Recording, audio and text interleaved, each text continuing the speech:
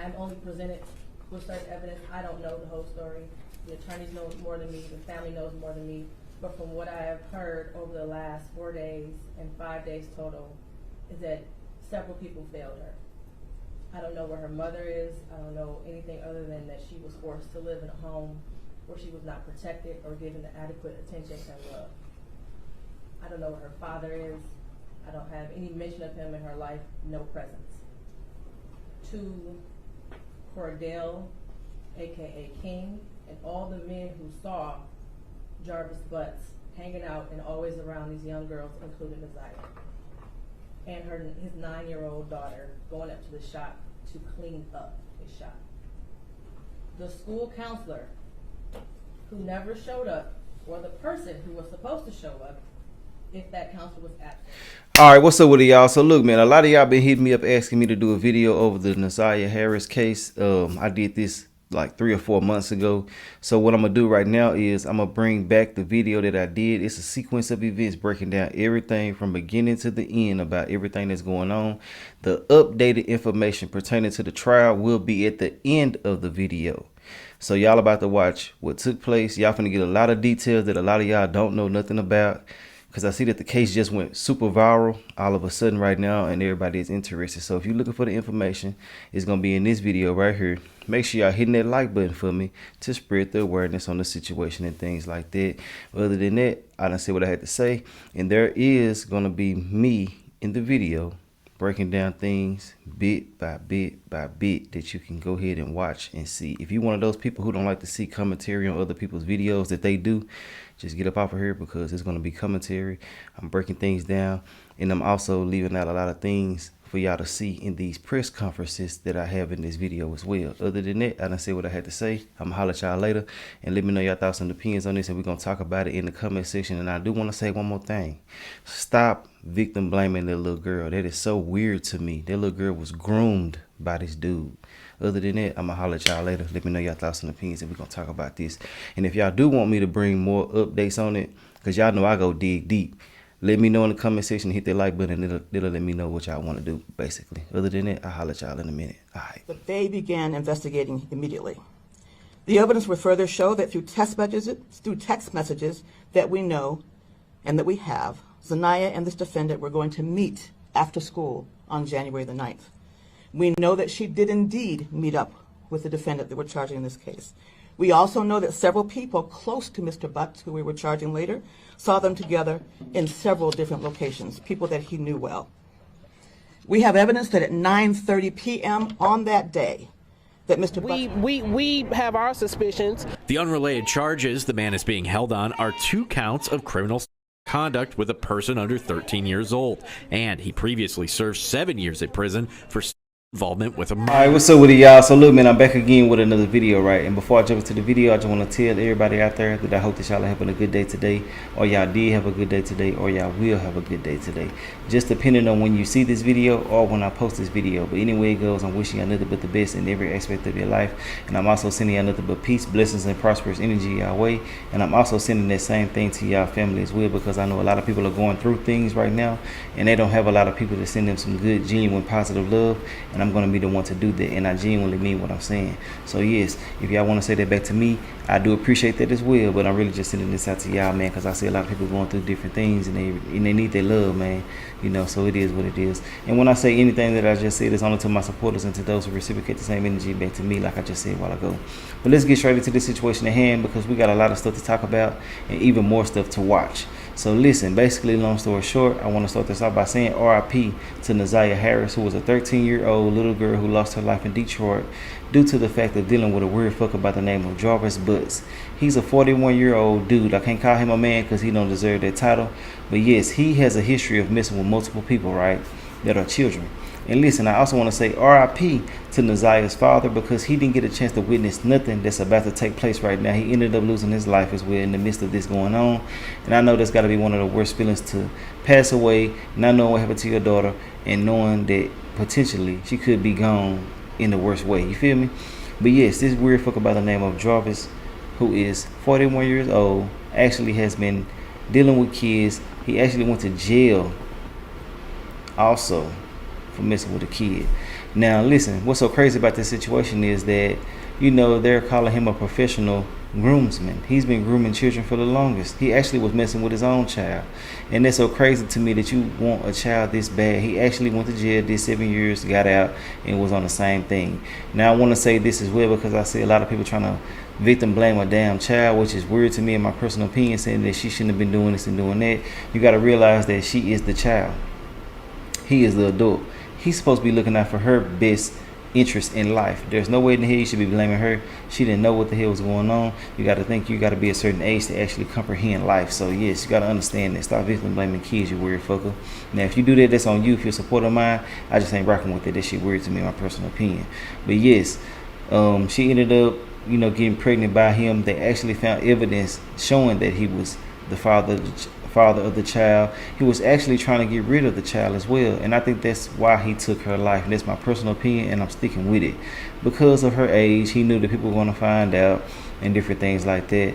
And it's just crazy that a lot of people out here really want children this bad to the point where they're willing to lose everything, including their own damn life, to just get a little bit of pleasure. I don't even understand how you can get pleasure out of this. That would be some of the worst torturous things to think about and to do. You know what I'm saying? To actually be messing with kids, bro. You weird as fuck. But hey, look, another thing that took place was that when this all came out, other children came out. Well, one of them is grown right now, but other people came out saying certain things about them as well.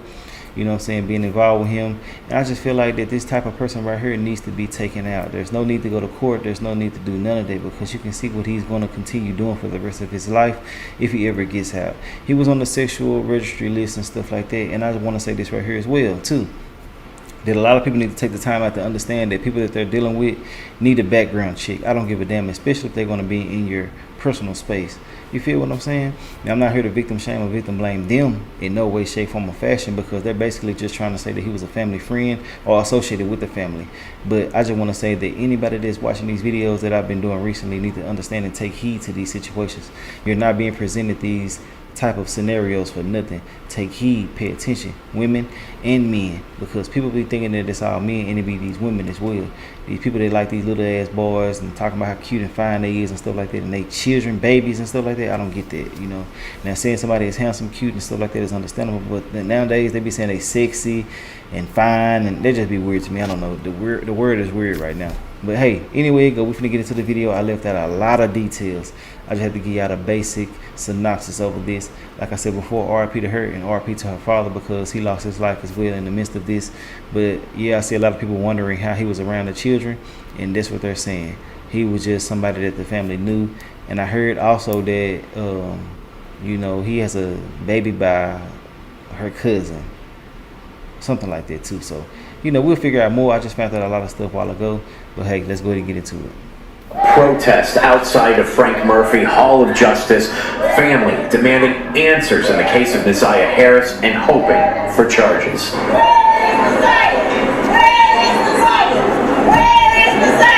Harris's cousin. My nickname for her was Pretty Eyes. That's what I called her. But it's been 4 months since she's seen those pretty eyes or the 13-year-old girl's smile. What's really hard is not being able to give her a proper homegoing that she deserves. Nasiah was last seen getting off the school bus on Cornwell at 3 Mile on Detroit's east side, January 9th. Police have scoured the city and other Metro Detroit communities in their exhaustive search. Her family is struggling, but still praying that Nasiah might still be alive. There's reason for us to believe that the worst, but we're trying to hope for the best. A possible lead. Detroit police now have a 41-year-old man in custody, but he hasn't been charged in Nasiah's disappearance. You think this is it? I absolutely do. Obviously, we're not fully relieved because they haven't charged him. We don't know if he does, if he has something to do with it or not. Obviously, as her family and what we know about him, we have our suspicions. The unrelated charges the man is being held on are 2 counts of criminal conduct with a person under 13 years old, and he previously served 7 years in prison for involvement with a minor. Kiwana says she and other family members were wary of this man and told Child Protective Services and police. I hope he never see a day outside of prison. I hope he never walk the streets again, because beyond Nasiah, there's other young ladies, I'm not going to say any names on the record, that he has hurt. but he has. There's many victims. Kiwana hopes anyone who is hurt by this man in question comes forward so he can face justice and potentially help Naziah's case. They're digging to get answers, but we want them, and we want them quick. You know, they have them in custody. You know, gigs up. Let's go with these charges. You can call Crime Stoppers anonymously at 1-800-SPEAK-UP. There is a $4,000 reward on the line. Scott Walchek, Fox 2. Missing 13-year-old Naziah Harris. Tonight, Detroit police tell us the suspect in her disappearance is behind bars from another case. It's been nearly 9 months since Naziah was last seen getting off a school bus at Cornwall and 3 Mile Drive. Well, since then, police searched a pond in Clinton Township and the Rouge River on Detroit's west side for any evidence. 7 News Detroit reporter Kimberly Craig is talking to some of Naziah's loved ones who believe the suspect is the same man they have suspected all along. The man who could soon be charged in the disappearance of 13-year-old Naziah Harris is in his 40s, and he's already been charged with the assault of a 7-year-old girl. Now to find out that with his history that he's been doing this all of these years, so God knows how many other children. It's been far too long, and you know, we're ready for some convictions. There's some of Naziah Harris's loved ones who for months have been holding out hope that she be found alive, but that hope for a safe return has changed into something they also fear. Naziah wasn't the type of young lady to just stay gone without making any contact with anyone. So that did it for me. They said it was a recovery from day one. The man believed to be at the center of the 13-year-old's disappearance is on the sex offender registry after being convicted of crime against a child in 2005. And in March, after Naziah went missing, another teenage girl came forward to say the same man began to assault her in 2015 when she was just 7 years old. He basically came home from prison, and it seems like went right back to his same old activities. Sadly, Naziah's father, who had been battling health issues, recently died without ever finding out what investigators believe happened to his little girl. Details the rest of her family now waiting to hear, particularly Jernell and Kawana, who say for years they've been trying to raise the alarm on the man who is now at the center of the case. So I see a lot of people were saying, and I know a lot of people are going to say, where was the father at in this video as well? And I'm just thinking that he was sick. You know, I haven't seen too much about him. I'm going to look up more things about it a little bit later after this video, but I just want to say that, you know, all the blaming and stuff really do be getting out of hand without the full context, you know. So like I said before, he was grooming her. He'd been grooming her. So with that being said, she probably was doing certain things that a lot of people didn't know nothing about, you know what I'm saying? And he was also talking to her on the school's tablet, and one of her last pictures was her basically waving, and the person who was speaking at the end, who was the person speaking at the press conference, she said something that I was thinking, and it was just so crazy that she said that. But in the picture she was waving, it's like a hi, but it really was like a bye, you know what I'm saying? Because I think about everything in totality. I'm really like deep when it comes to certain things, but I just want to say that a lot of the times when the situations like this, people really got to have some understanding and realize, like, damn, these kids are groomed. They're learning to be manipulative and different things from their groomer. Not saying that she was, because I don't know the depths of everything, but I'm just saying have some grace for some people, because a lot of the times, man, they don't be knowing what the hell be going on behind closed doors. Let's get back into it. We have been adamant about not just letting the family know, but Child Protective Services know way before Naziah came up missing. During this whole time, I found out there were 2 other CPS cases naming him in several incidences related to children, other than the one that I reported. We just need closure. We absolutely need closure. In Detroit, Kimberly Craig. Wayne County prosecutor says a 13-year-old girl who has been missing since getting off her school bus in January was assaulted and killed, and that the man responsible now faces charges. Police say this is the last known photo of Naziah Harris. She's inside her classroom, smiling and waving at the tablet. CBS News Detroit's Gino Vici has been following this story since the beginning. He joins us live with the latest developments after speaking with the girl's family. Gina? Yeah, Rochelle spoke to Nazia's family, who says, sadly, this is what they feared all along, that she had been killed. But as you can imagine, this was still very difficult and heartbreaking to hear this information confirmed by the prosecutor and police. You just hope that it doesn't come true, and unfortunately, in this instance, it was. Nazia Harris' aunt, Roxy, says she's been holding out hope, praying her niece was still alive somewhere. But sadly, her worst fear confirmed this morning. She says she had a bad feeling it was this man, 41-year-old Jarvis Butts, who had something to do with Nazia's disappearance. It was definitely a sense of release and a little bit of peace to hear that the person who we suspected, in the beginning, has been brought forth. He was a classic and expert groomer and pet. The evidence shows overwhelmingly in this case that she is in fact deceased. The last time she was seen alive was January the 9th of this year, 2024. Wayne County Prosecutor Kim Worthy, alongside Detroit Police Chief James White, held a news conference today announcing charges against 41-year-old Jarvis Butts. Worthy says the evidence shows Nazia met up with Butts after school on January 9th, the last time she was seen alive. We know that she did indeed meet up with the defendant that we're charging in this case. We also know that several people close to Mr. Butts, who we were charging later, saw them together in several different locations, people that he knew well. We have evidence that at 9:30 p.m. on that day, that Mr. Butts checked into a motel and that Zanaya was never seen or heard from again. Butts has been locked up since February for an unrelated sexual assault charge and carrying a concealed weapon. Another shocking discovery about Harris's disappearance. Worthy says the evidence shows a long history of Butts abusing her, and text messages revealed he got her pregnant. And he knew she was pregnant. We know that he was also searching for ways to abort the baby. Investigators searched neighborhoods, bodies of water, phone records, social media, and thousands of other pieces of evidence. Worthy says the evidence collected against Butts is thorough and overwhelming. Today we are charging Jarvis Butts with 1 count of first-degree premeditated murder, 1 count of criminal sexual conduct in the second degree, and 1 count of child abuse of material. Worthy says Butts was very intentional about using young girls. Mr. Butts targeted and befriended women who had to have relationships with their young daughters.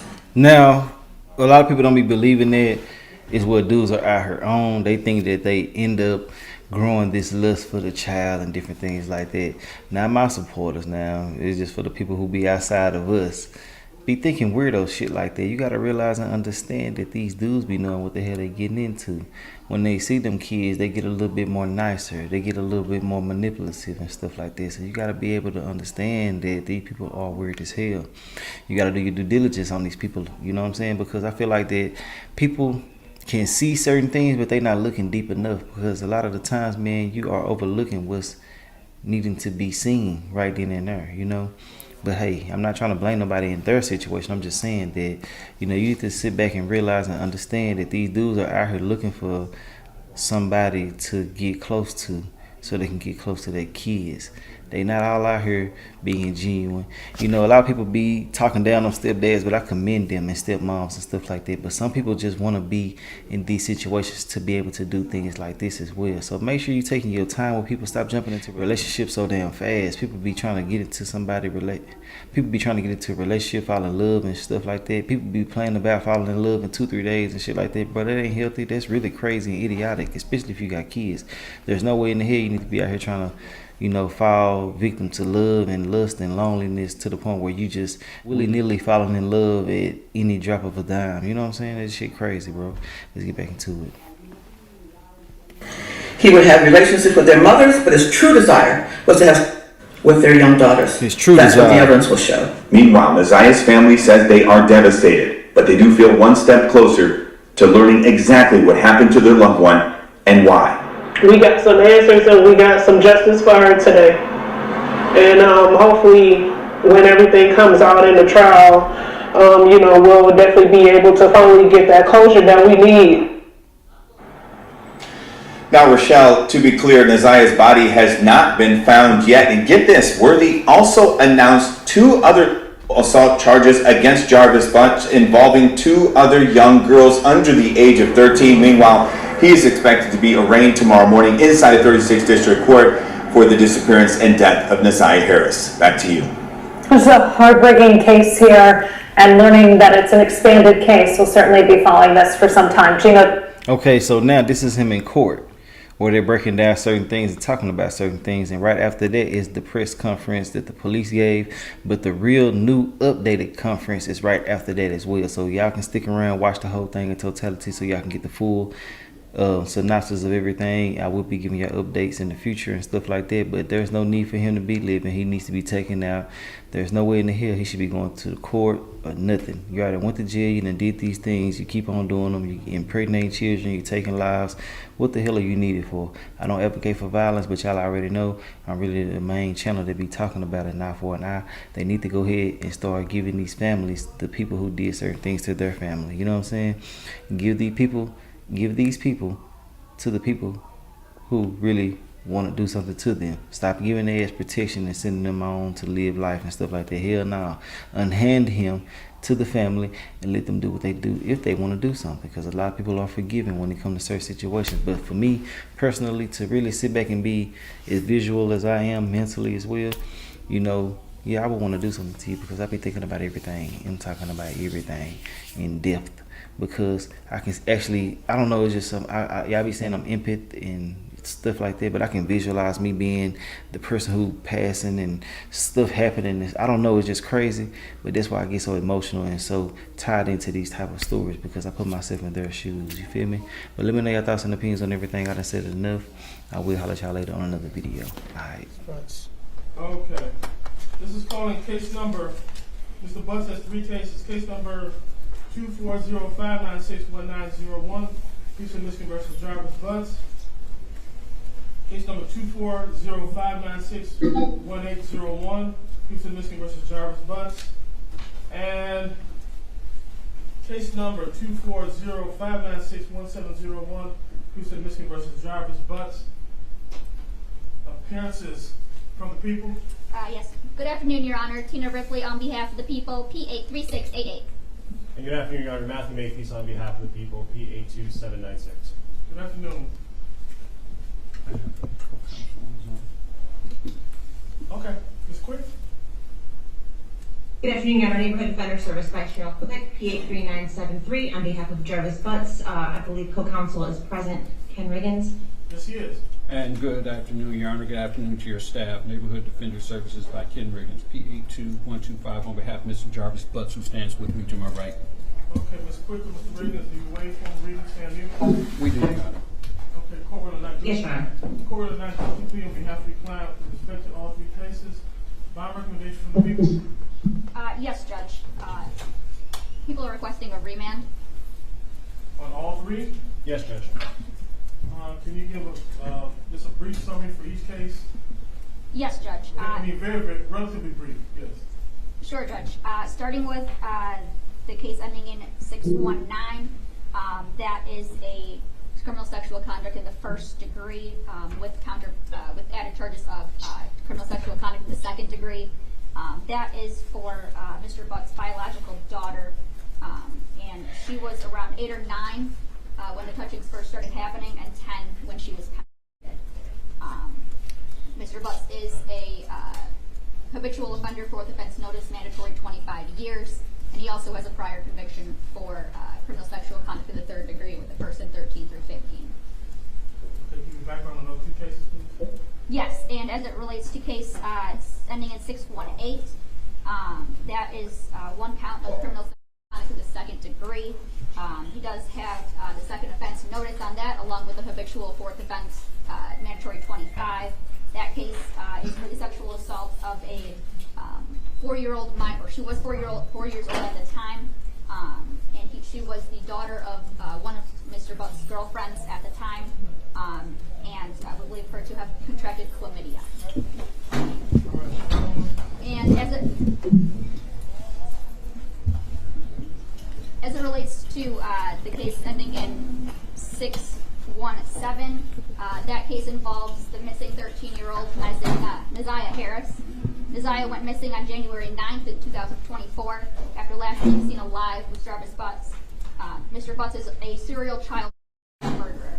The evidence will show that Jarvis Butts has been Neziah Harris since at least the fall of 2022, and that Neziah Harris was pregnant with Jarvis Butts' child on January 9th of 2024, and that Mr. Butts was aware of this pregnancy. Jarvis Butts was supposed to turn himself in on January 9th of 2024 to serve a year-long sentence for CCW. This date ultimately got moved to February 7th of 2024, allowing him the opportunity and time to take care of his Neziah Harris problem. And that's exactly what Mr. Butts did. While Neziah Harris's body has still not been found, the evidence recovered points to only one devastating outcome. Although Jarvis Butts is currently serving a sentence for CCW, that's no excuse for his bond in this case to be anything but a remand. Jarvis Butts has been a convicted child since 2025, as I mentioned, or 2005, I'm sorry. And as I mentioned prior, he is a habitual fourth offender notice with a mandatory 25 years. And if convicted of any of these charges in these cases, that is a mandatory 25. He is an absolute danger to the community and all children. Since getting out of prison, Jarvis Butts has continued to sexually assault children, resulting in now 3 active criminal conduct cases against minors, with no doubt many more out there. The people acknowledge that these charges are allegations at this point, but we're confident in these charges moving forward that the evidence will show that Jarvis Butts not only sexually assaulted and impregnated Neziah Harris, but that he ultimately killed her in order to cover up the ongoing assaults and pregnancy. Thank you, Ms. Ridley. From Ms. Quick or Mr. Reagan, any response to the question we made? Well, I will say, all conjecture aside, the one thing she said that is true is Mr. Butts is currently under sentence. As such, he is not eligible to be released, so we are not going to object to the bond at this time. Okay. Ms. Quick, is there anything you want to add? No, I defer to Mr. Riggins. Okay. All right. Court have heard an argument as to bond. Remand is provided under MCR 6.106, provided the people show a great presumption of guilt. I think they've more than met their burden. We'll remand Mr. Butts in all 3 cases in custody of Wayne County Jail while the case is pending. Mr. Butts' next court date will be probable cause October 4th, preliminary examination October 10th, 1:45 p.m., at least tentatively scheduled now for the Judge King. Anything else for the record from either any attorney? No, for the people, Judge. Thank you. Nothing from the bench. No, Your Honor. Okay, thank you. Thank you, Judge. From Detroit Public Schools Police Department, and to what brought us here today. On February 12th, we had a briefing on this missing child. Yesterday, we had a much more comprehensive and detailed meeting where he brought forth a number of different factors as to what occurred and what they had been working on. We left that meeting with some very serious concerns about Neziah's safety, and I'll bring up Chief Jackson at this time to give you an overview, and I'll be coming back up to talk about the details. Chief Jackson. Good afternoon. Back on January 9th, we believe Ms. Neziah Harris did not return home from school. She was a student at Clark Elementary. January 10th, her family went about the process of reporting her missing. We began our investigation at that point. We began working back, following through her on her last known steps, possible person she was in contact with, some of her school-age friends, gathering different information. As we began to work back through that information with our local, state, and federal law enforcement partners, the information that we obtained has led us to this point here. At that point, we reached out to Chief White to let him know the developments that we had, and so at that point we decided that this investigation had kind of gone past the 4 walls of our building, and Chief White stepped in to help us out. Chief White. Good. Thank you, Chief. So again, after our meeting yesterday, we were very, very concerned. I made the decision at that time that we will take lead on this investigation. We'll be bringing in our local, federal, state partners, a very concerned community, our Board of Police Commissioners, our civic leaders, every single person to assist us in bringing little Neziah home. That's the goal here, is to do everything we can to bring her home. We have debriefed on a number of different factors. We're hopeful that we find her well, but we can't operate on hope. We have to operate on information, investigation, and work, and that's what we're here to do today with this incredible show of force that we have at this time. I will bring up Deputy Chief Carrie Sloan to talk a little bit about some of the aspects of the investigation at this time, but I will tell you that it is still early in the investigation on our part. Although DPS has done a number of different things, we are now doing a number of different things. We are actually, in fact, repeating some things to lay eyes on exactly what aspect of the investigation that we want to have some firsthand information on. So she's not going to be able to provide you granular detail at this time, but we'll just give you an overview and highlight some of the things that we're going to be doing. Good afternoon. Deputy Chief Carrie Sloan, Detective Bureau. First, we would like to express our deep concern for the welfare and safety of 13-year-old Neziah Harris, who has been missing since January 9th. I would like to ensure Neziah's family that DPD intends to utilize every possible resource that we have to bring her home safely. As the Chief mentioned, we are currently working with our local, federal, and state partners to establish exactly what occurred in this situation. At this point in the investigation, we are aggressively searching for Neziah and examining every piece of evidence to understand what transpired. We are in the process of re-examining and re-interviewing all witnesses and anyone with any possible information that can assist us in this investigation. DPD is committed to working this case until we locate Neziah, and we are asking the community for their help and anyone that has any information to reach out to the Detroit Police Department. I want to thank the Detroit Police Department and the Detroit Public Schools Police Department, those two chiefs, for working together in a unified manner. I stand here in full support of this department and finding our little precious child. And I ask everybody in this community to come together and rally with this department so that we can be able to find our young sister safely, prayerfully. Thank you all for coming today. I want to start out this morning by introducing those that stand with me. To my far right, left, and your right, and who you are.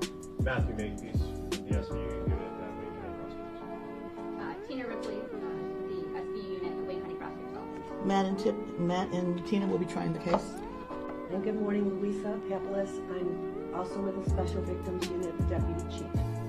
And good morning, Kelly Gleason. I'm the Chief of the Special Victims Unit. Good morning, Chief White. Good morning, Lieutenant Amber Roberson, Homicide Missing Person. Sergeant Shannon Jones, Homicide Missing Person. I have spent decades of my career looking at pictures of murdered people. When I was trying homicide cases for 6 straight years as an assistant prosecutor, I would spend hours thinking about the victim whose case I was getting ready to try, wondering how they spent their last weeks, their last days, their last hours, and their last minutes of their lives. What were they thinking about? Did they know that the end was near? And if it was someone they knew, what must they have been thinking as they were stabbed, or whatever mechanism of death was used and confronted them with by the person they knew or loved? I can't imagine the thought that goes through their minds. But it's always 1,000 times worse when the person is a child or a baby, someone in the dawn of their lives who have begun to live their lives. The picture behind me is of Zenaia, and that will always be haunting because it was taken just a short time before the evidence shows that she was never seen or heard from again. It was taken by Neziah herself, a selfie. That's the last known picture that we know about of her. And it was pointed out to me by one of the detectives on this case and by one of the prosecutors. She is smiling and waving and saying hello. But little did she know that she was really saying goodbye. We will provide to you later a very skeleton timeline of the time right before her death, before and after. Of course, the detail would be provided in court. The evidence shows overwhelmingly in this case that she is in fact deceased. The last time she was seen alive was January the 9th of this year, 2024, almost 9 months ago. Her missing status was reported to the Detroit Public School Police Department by her grandmother on that very day when she never returned home from school. And again, that was January the 9th, 2024. In early February of 2024, the case was turned over to the Detroit Police Department. Frankly, that should have happened right away, but they began investigating immediately. The evidence would further show that through text messages that we know and that we have, Zanaya and this defendant were going to meet after school on January the 9th. We know that she did indeed meet up with the defendant that we're charging in this case. We also know that several people close to Mr. Butts, who we were charging later, saw them together in several different locations, people that he knew well. We have evidence that at 9:30 p.m. on that day, that Mr. Butts checked into a motel and that Zanaya was never seen or heard from again. Not from her family, not from her schoolmates, not from her friends, not from social media where she was extremely active with her friends, not from teachers, no one. We know that she had no medical conditions that would cause a life-threatening medical emergency to her. And he, again, was the last person that saw her alive. She would have turned 14 years old just 10 days ago, on September the 16th of 2024. And again, no one has seen or heard from her. You look at that face, and you do not see the horrors that she had gone through in her short life. The exploitation, the molestations, the abuse, and the pregnancy that she was concealing. The evidence will show that from whatever text messages to and with Jarvis Butts.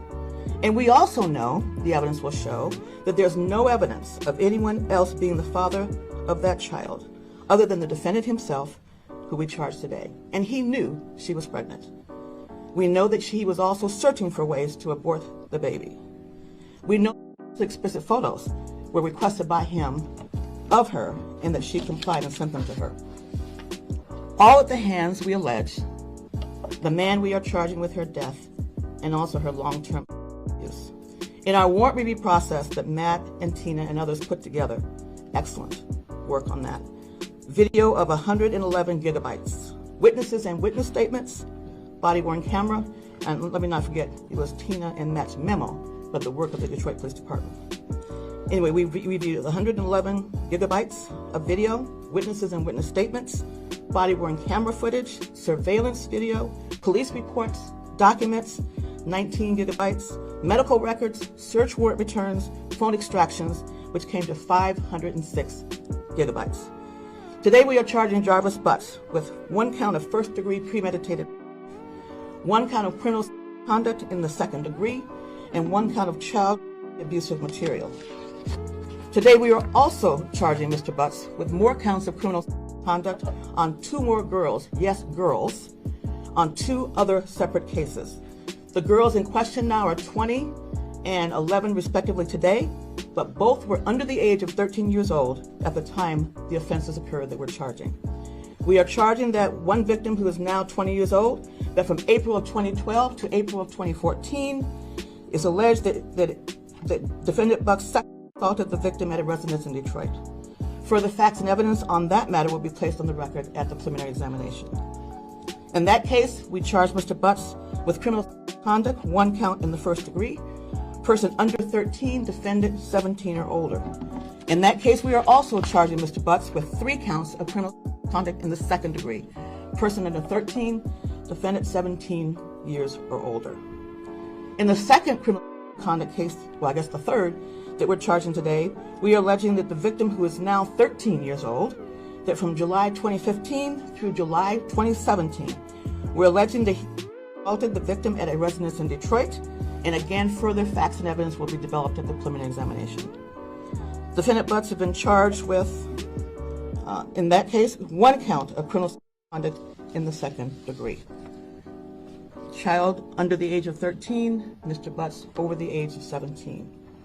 Based on all the evidence that I've laid out now and much more that will be shown later in court, based on all these cases we will present in court, Mr. Butts targeted and befriended women who had to have relationships with their young daughters. He would have relationships with their mothers, but his true desire was to have with their young daughters. That's what the evidence will show. He was a classic and expert groomer, and it's incredibly sad, incredibly unspeakable, and we want to bring justice to her and her family. I have to take this moment to say something to you. And this is not directed at all at Naziah's family, who by all accounts had many in her family that truly loved her. This is directed to everyone else listening to me now. We must be very careful who we let into our hearts and our homes and our lives, especially if you have children. We must be very careful who we have around our children and elders respectively. We must also be very careful who we leave our children with, even if they are in relationship partners, family, and friends. I'll say that again. Even if they are relationship partners, families, or friends. Life can be hard enough at times, but when it comes to our children, we must be deliberative, we must be diligent, and laser focused on their safety. And sometimes we must make decisions about them and their lives that we may not like and that they may not like, but it's for the betterment of them and their safety and their future. When something doesn't feel right, even if it's just that voice in your head, it usually isn't right. And sometimes when we are attentive and we do everything right by our children, things can still happen and still go very wrong despite our best efforts. This can happen to good watchers of children. But we must always ask ourselves at the end of each and every day, was I right by each member of my household in terms of their safety? Did I do right by my children? Now, of course, Mr. Butts is presumed innocent unless and until he's found guilty on each and every crime and count that we have charged today. We have been told this morning that the arraignment will be tomorrow, we think at 10:30 a.m. in the morning, but we don't have confirmation of that yet. But the arraignment, we are told, will happen tomorrow morning. Thank you very much. Chief. I'll sit back.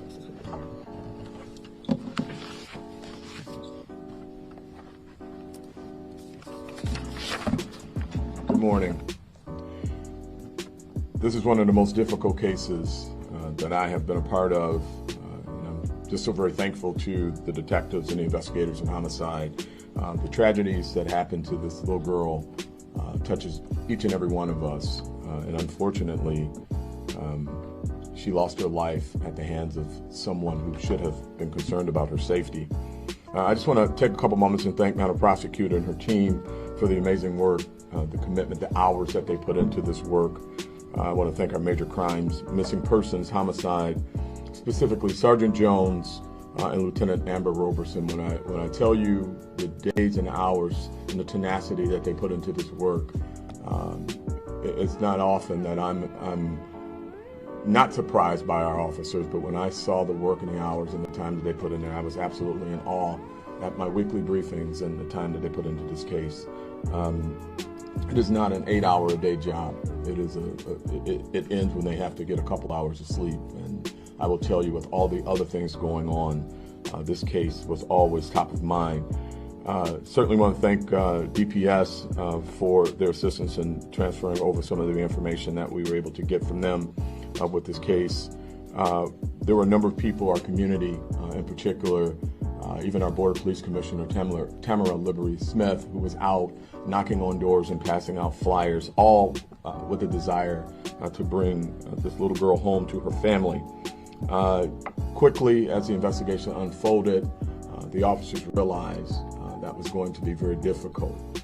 Without going into great detail, I will tell you, as the prosecutors indicated, hours and hours and many gigabytes of information and phone records and knocking on doors and pulling video went into this investigation. And sadly, we find ourselves where we are now. But if there's any solace in any of this, is that we take a lesson from this. We make strong and good decisions for our children, keep them out of harm's way. We are not pointing out anything that someone did wrong. We just want to make sure people do a lot more things right. And again, Madam Prosecutor, thank you and your team for the work. All right, the Chief and I will take a few questions, if you have any.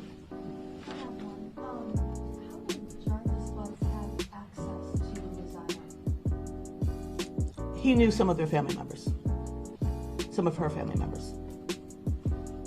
Can you talk about the time frame when you mentioned grooming? Are you able to elaborate at all over how long of a period of time he may have quote-unquote groomed or knew her or whatever? All I can and will say at this point that it started in 2022. So just for accuracy, this little girl No. Is there a thought? Her body has never been found.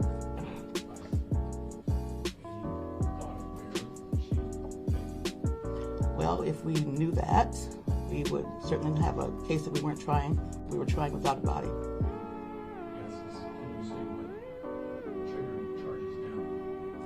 Again, there's an incredible amount of material, and one of the reasons why lately I've been giving out amounts of material that we've been going through, because I think people sometimes just do not get it or understand about all the work that it takes by the investigators and by the prosecutors to put a case like this together. Whenever you have a case like this, where there has been no body found, it makes it more difficult and much more investigation must be done because we have to be able to prove that the person is deceased. Are you able to say how long this suspect was on your radar when you really started locking in on him? No, by law I can't really comment on that because that would leave me in a place where I can't talk about it right now. Could things have maybe moved forward a little faster if the school police had got with Detroit police right away? Yes. Can you talk a little more about? No, I better not. I have strong opinions there. You added to that the evidence, however, suggests that Messiah Harris is dead, correct? We are going to be able to prove beyond a reasonable doubt that she's dead, as we must do by law.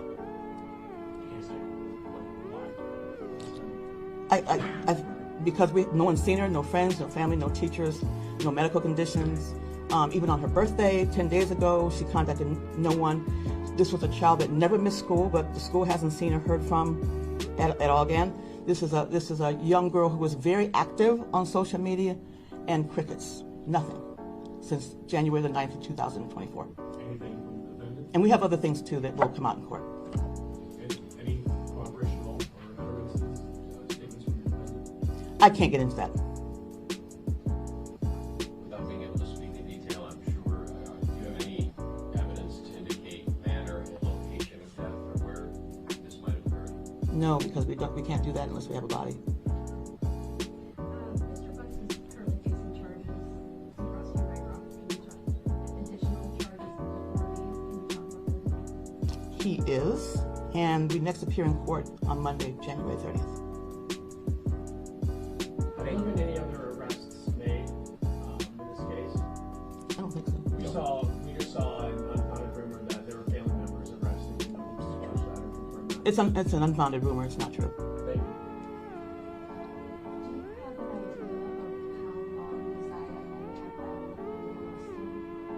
Again, the abuse began based on the evidence that we have in 2022. Or at least the grooming began in 2022. Are you able to say how far along she was on her pregnancy? We don't know because we don't have a body.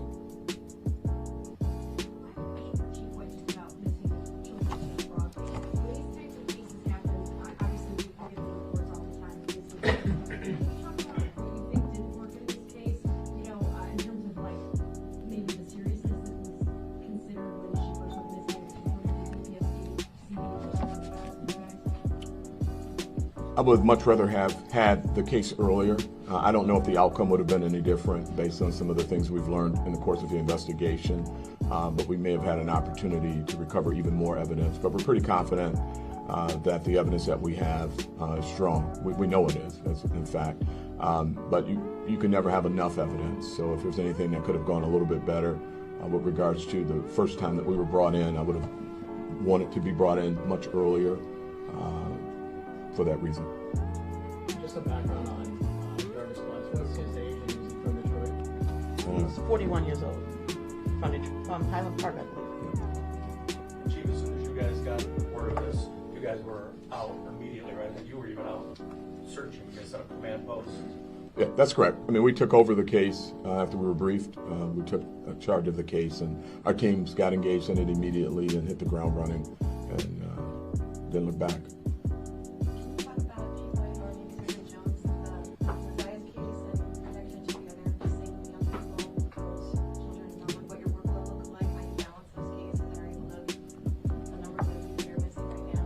Well, we make that public. We put it on our social media pages. There's a number of misinformation, misconceptions about missings. Oftentimes what we have is kids that run away for a day or two. They have a way of investigating these cases. They know the ones that routine runaways, if you will. They still look, they still go out, but there's ways to do it, going to the schools, social media with kids. It's a big benefit to us for our investigations. And they also know when they become serious missings. All missings are serious, but internally there's a title that it has been elevated to a serious missing, and that involves a lot more work and connection with the family. Each time we get a call, we go out to the home, regardless of whether or not it's a person who has run away or a routine runaway or serious missing. We check the home. We have found kids in the home hiding. So it's really complex, and would take its own news conference to explain it. I will tell you this, they do a very good job. We've got thousands of kids this year that have been returned home. Many of which were runaways, so we don't have a condition where kids are being picked up on the street and kidnapped. We did have an incident a couple years ago where that happened, and the prosecutor charged that person. In fact, they were just recently convicted. So it's a lot that goes into it. We'd be more than happy to sit down and explain our process with you if you want to do something on the side. Assuming then, inferring that investigators knew early on this was not a runaway case, or just if you could share some details of the fact that I'm assuming you knew pretty quickly this was not what she did as far as running, and there was some foul play involved. And you can address the complexities that the prosecutor alluded to of not having a body and how you build a case around that. Well, the prosecutor builds cases. We bring evidence to the prosecutor. We bring our investigation, and she makes the charging decision. So I don't want to get into that lane because it's not mine. I'll tell you, as I said earlier, the prosecutor has alluded to a lot, and there's a lot in the press release as to what goes into it. These folks looking at hours and hours of video evidence, and as the prosecutor indicated earlier, I don't think people recognize in this new age of modern technology what that has done to investigative process. The days of old school investigations, some of that stuff still is valid and important. You got to get out on the street, knock on doors, and talk to people. But what the digital world has brought us is new opportunities to find additional information and the cadence in which people communicate, right? Every one of us have these things in our pocket called cell phones that we use for everything. And if people go dark, and they've never been dark, and particularly kids, they show their food, they show their school, they take selfies, and when that stops, that elevates your concern as to why did it stop. So it's a very complex process. These are the experts. I'm just the chief.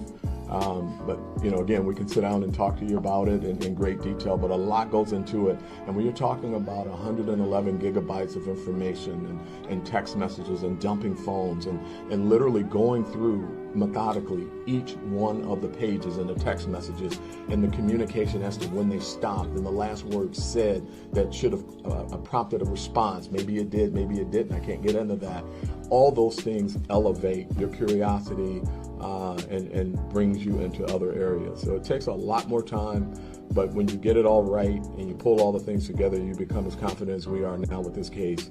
And we're very, very, very happy that this predator, this child predator, will not be able to hurt any more children and frankly any more women, because we know that the women were a pathway to the children. That's that period. I'm going to stop there before I get in trouble with the prosecutor.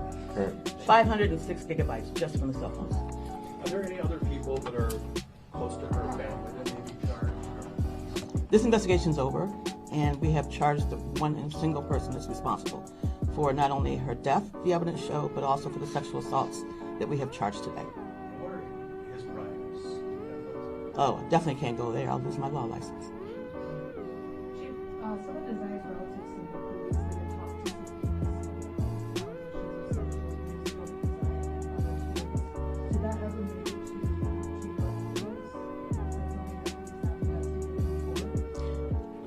Yeah, let me just say this, that if anyone that is watching this press conference right now or reads any of the coverage that I'm sure that you will give this, has any reason to believe that they were a victim of his or that they know something else, we certainly welcome them to contact the Detroit Police Department. So you can't say if there were any previous reports? No. Has Mr. Butts made any admissions at all? We can't talk about that. Thank you. Thank you very much. Regarding a trial in one thing I had highlighted in pink is the quote, "In this case, there was no physical evidence such as bloodstains or a weapon leaking defendant to Joyce's death." In this case, we don't have the same facts or circumstances. I do agree this is a circumstantial case, and circumstantial evidence is sufficient for a bind over and even conviction. Today is January 9th, 2025, exactly 1 year, from the day Neziah Harris disappeared. Before I get into the charges, and the main charge of premeditated first degree, I have to speak on Neziah Harris and the community who failed her. And I am only presented with certain evidence. I don't know the whole story. The attorneys know more than me, the family knows more than me, but from what I have heard over the last 4 days and 5 days total, is that several people failed her. I don't know where her mother is. I don't know anything other than that she was forced to live in a home where she was not protected or given the adequate attention and love. I don't know where her father is. I don't have any mention of him in her life, no presence. To Cordell, aka King, and all the men who saw Jarvis Butts hanging out and always around these young girls, including Neziah, and his 9-year-old daughter going up to the shop to clean up his shop.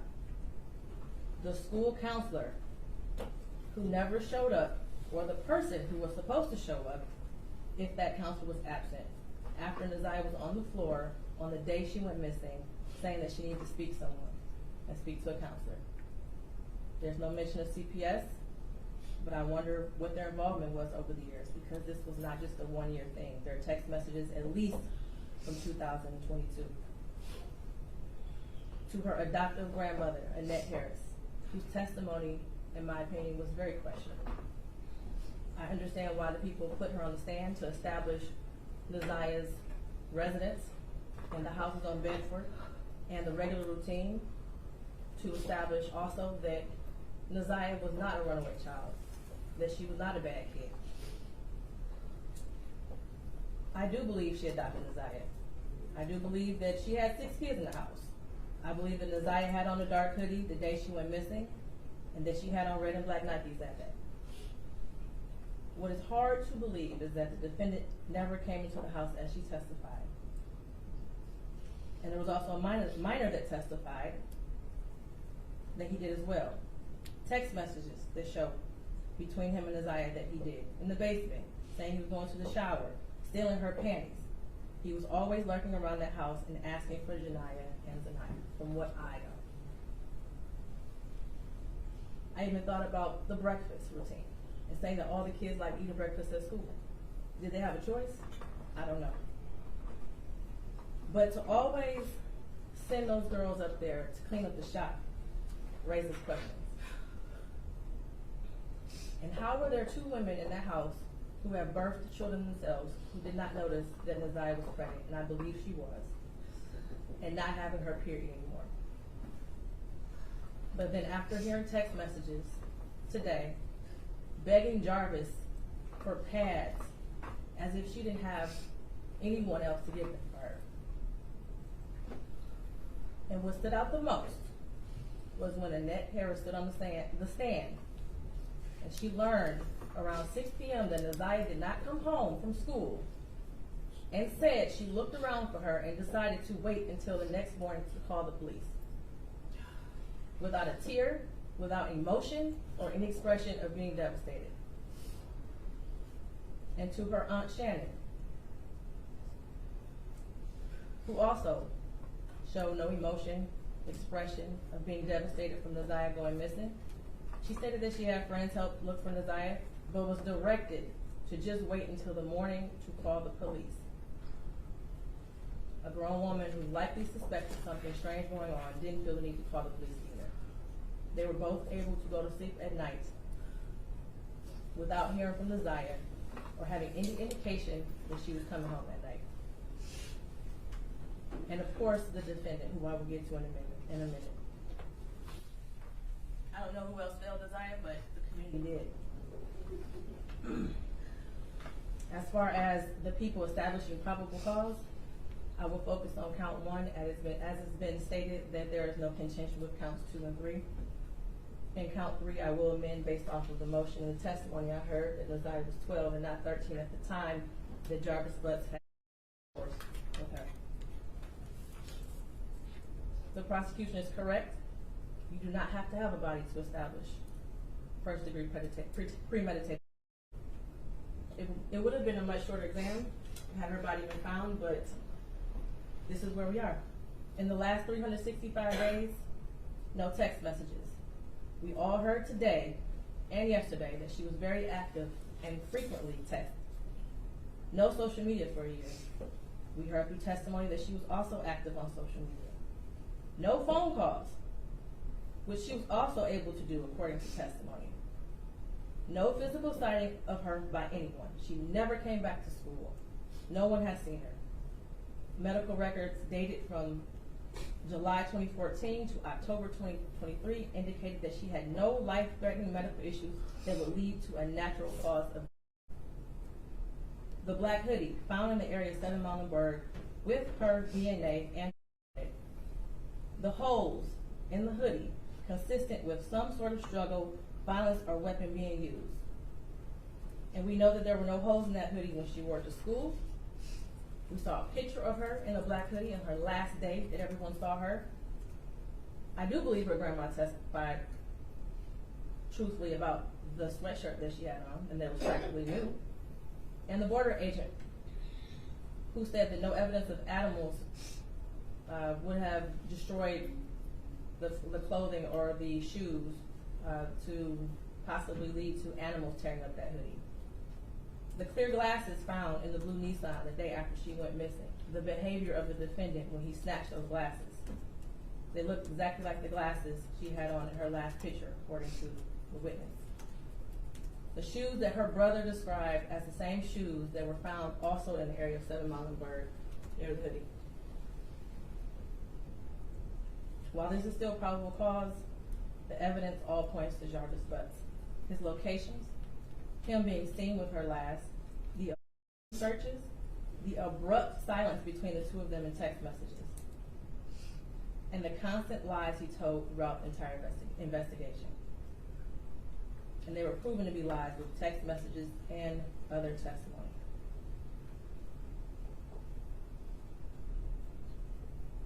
We may never know what happened, but from what I heard today and over the last 4 or 5 days, it appears he intended to perform what he thought was a do-it-yourself on Naziah, and it went south, and instead of seeking medical attention for her, he intentionally killed her and tried his best to cover it up. As much as I want her to be alive today, there is at least probable cause to show and believe that she was murdered by Jarvis Butts. Mr. Butts, stand up. You've been sitting over there for 4 days with your head down, sitting between and behind your attorneys with your mask on and taking vigorous notes. I want you to pay attention and listen to everything I have to say. I have been trying to figure out for the last 5 days, you. At one point I thought you were cognitively impaired in the beginning of this exam. And then maybe you had the brain of a 10-year-old and that's why you were doing such things. But as I heard more and more testimony, you're just the true definition of a... Watching you laugh and brag about all the women you have with different women and the children and the girlfriends, and making babies to groom them, and having them in your presence, and cleaning up, quote, cleaning up your shop, and the little girls around you, has landed you here today. You groomed Naziah. You played mind games with her. We all heard that. You controlled her emotionally. She was exposed to so much at such a young age. The text messages between you two were into here. And to think that she had you saved in her phone as babe for life. Naziah deserves so much more. And while I mentioned other people that failed her, Jarvis Butts, you are the monster in this whole picture. She did deserve love from her parents and everyone who was in her life. She was ignored, she was neglected, and you took complete advantage of that. She wanted someone to love her, and she will never know what that feels like. Your children deserve more.